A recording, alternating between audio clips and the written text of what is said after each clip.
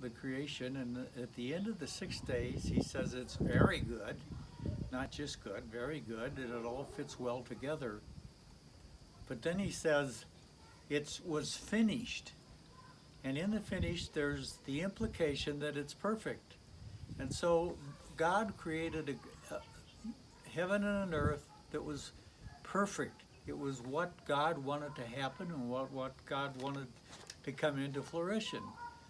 Well, it seems like, gee, if we look at the world, do we think it's perfect? Do we have pandemic at the moment, and we have wars, and we have Christians being persecuted, and we say, well, that's not a perfect world. But according to God, he said it was perfect. So a lot of people think that, well, it was perfect, and then when Adam and Eve sinned, they destroyed the perfectness of the world. But I think that's an improper looking at Scripture, because Scripture has about 11 items that God said he planned before the creation of the world. And so before God ever made time and space, before he ever made any mass, he already had a plan in place. And several of the things in plan was, the first one to talk about would be his execution, or his being sacrificed as a lamb. So that was already planned before God ever started. So God knew the direction of this earth and this where we're going. And so God said, out of this plan, now in all this earth, he's going to get what he wants. And it is not wrong, it is correct. And so in this process of this world, we can look at God's still trying to gather a family unto himself. And I'm really encouraged about that.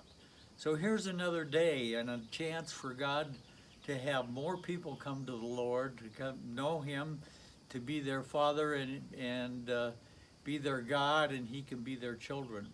So God is purposely doing all these things, and the hardships that come by, God says, I will build you up, and I will make you into my image in that. So as I look at the world, I am not discouraged with the illness that is going on and the wars that are going on. It hurts, but I know God is still much greater than that. And in individual us, each of us, we have peace, because greater who is Christ within us than Satan in the world. One other thing he talks about before the beginning of time was that he had purposed another creation. This one was going to be rolled up as a scroll and thrown away, and there's going to be a new heaven and a new earth, and that's going to be what we would think as perfect.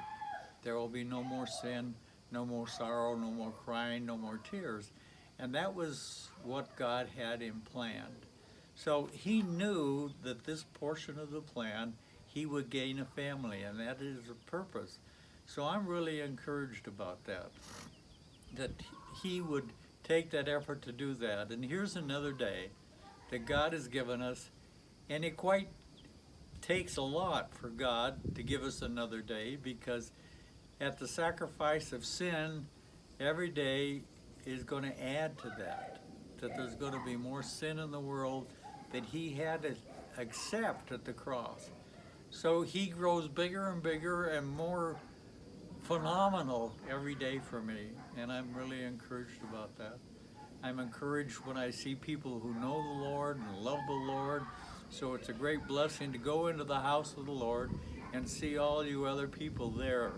And so I rejoice, and I'm encouraged, and I hope you were encouraged.